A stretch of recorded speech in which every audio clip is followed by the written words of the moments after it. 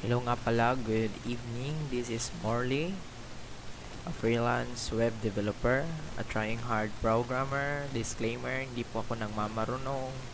I just want to share kung ano yung mga konting kaalaman ko for Laravel. So, definitely, in the past tutorial, tapos na tayo sa part 1 at part 2. So, today, nasa part 3 na tayo. So, yung huling nagawa natin is after we run our server, artisan serve, then we go to our URL contact, refresh, and then ito na yung makikita natin. So basically, kung maglalagay tayo ng email at saka message, so we output our request. So ang mangyayari ngayon is we will create a model dito na sa loob ng folder na source models, and then okay, here I think we better create a make model contact minus migration. Ayan, so let's wait for a while to finish. Hintay lang. So while waiting, punta tayo sa app. Ito na yung model natin. So ito yung models. We can drag this one to here. Move. Ayan. So here definitely protected table. Wag na lang table. Direct guarded na lang. And then into an empty array. So it means there's no guard in our model. So let's close, and then here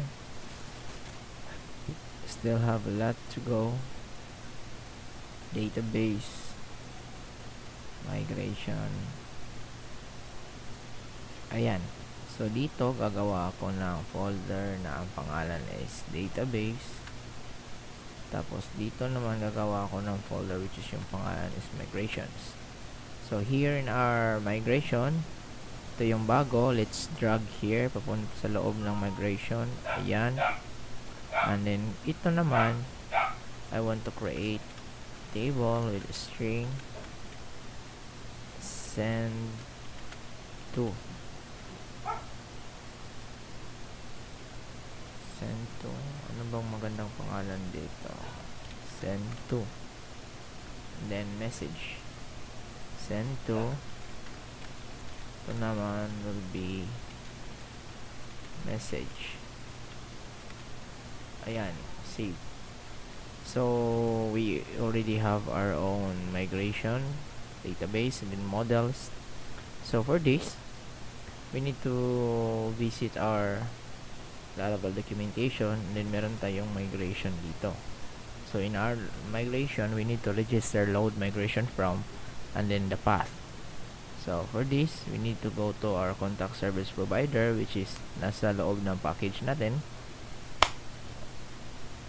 And then dito sa baba, this load migration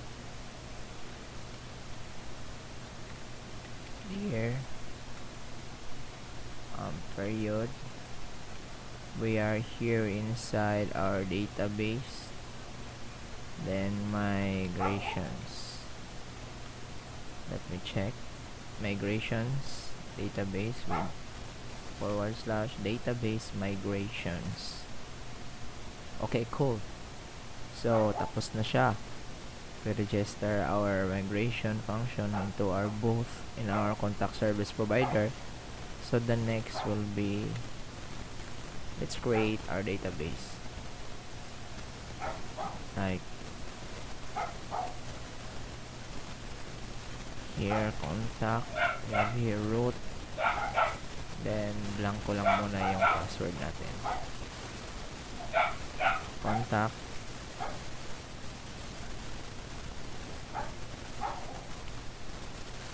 okay, PHP artisan migrate. Let's wait for a while. Oops, basahin muna natin yung error. access violation specified was too long, maximum K.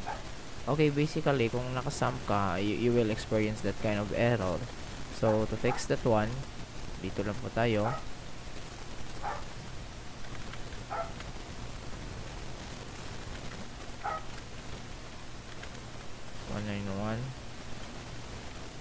Ayan. Save. PHP artisan, migrate, and fresh. Just wait for a while. Ayan, successfully na. We already create our migration contact. So, when we refresh this one, we have here contact, then table contacts with send to and message. Okay. So, let's close this one.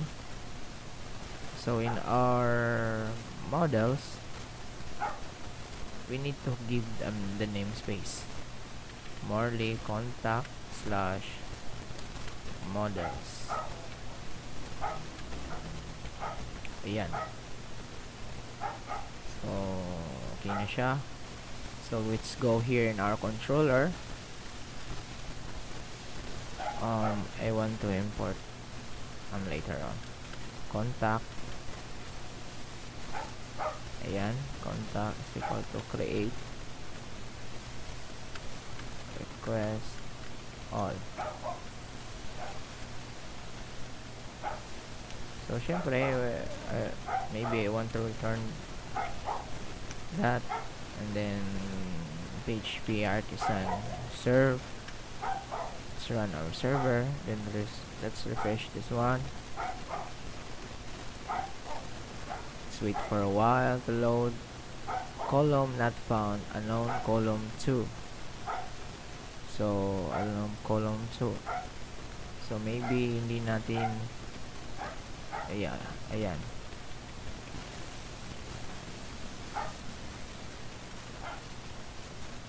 Natin siya na save. Let's wait for a while. Unknown column 2 pa rin. To message. So, ang gagawin natin is let's return request all, and let's go back, fresh here, email ko, gmail.com, and then our message, submit, send to na siya. Alright, so let's comment this one, save, and then refresh kung masisave ba siya. Ayan. So, let's check our database. Ayun, may laman na. Diba, ang dali lang. So, for this,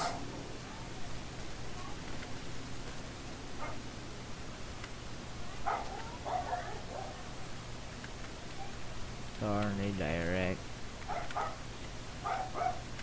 back, tapos with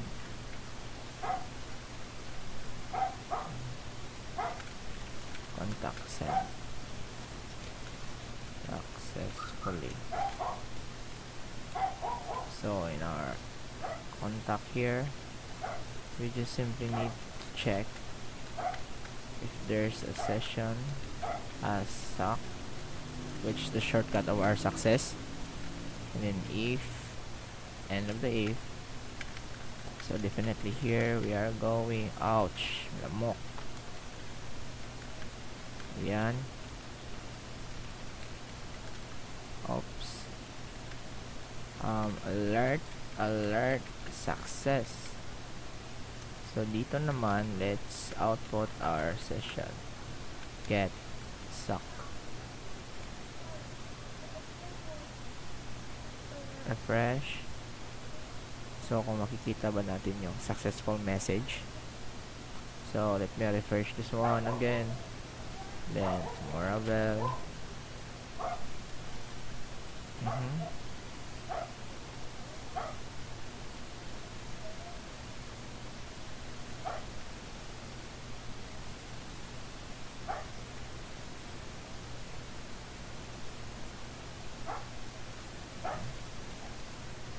Return a direct back with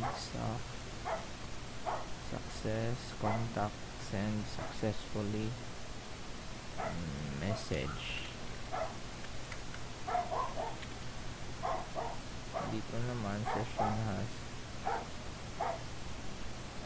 if tingin ko tama naman yun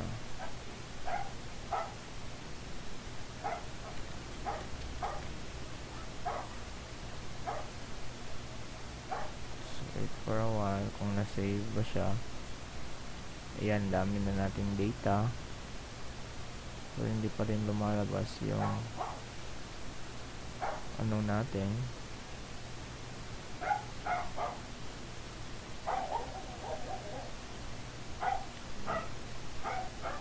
So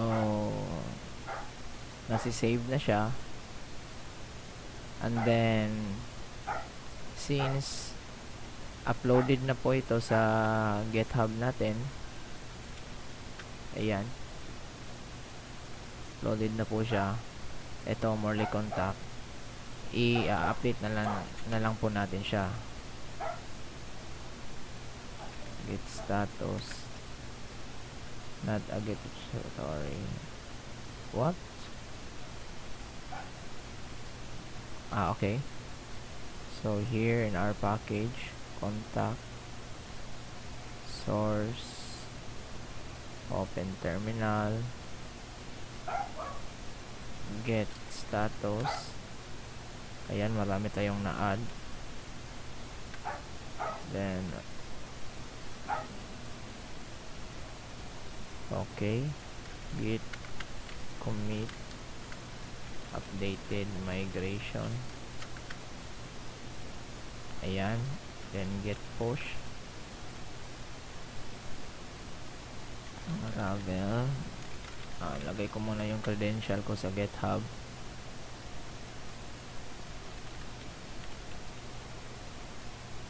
Ayan, so let's visit our repository. So titingnan natin yung commit natin kung nandun na ba tong updated migration. Okay siya. So here is maglalagay tayo ng release, like draft a new release. Wait, ano ba yun una? 1.1.2. Ito 1.1, 1.1.3. Migration, model and migration,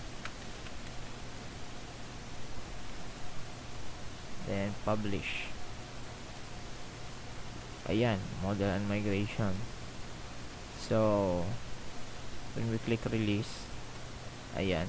So kung titingnan natin to sa packages, ayan mga sir, kung titingnan natin to sa packages, may packages, automatic po itong na-update.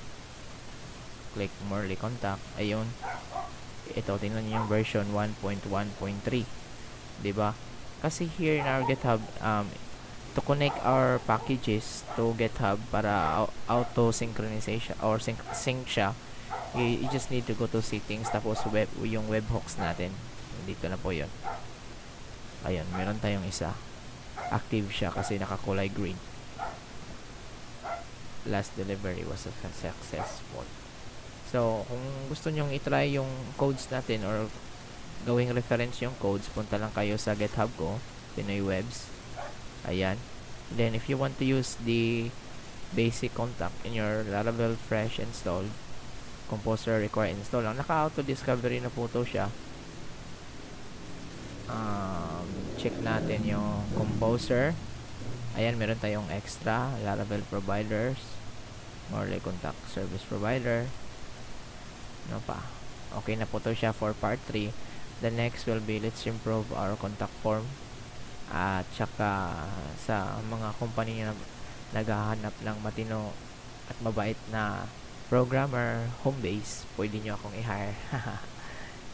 Chat lang po kasi naghahanap quarantine ng stable na home base job na pwedeng trabahong pampamilya talaga. Sige po, salamat.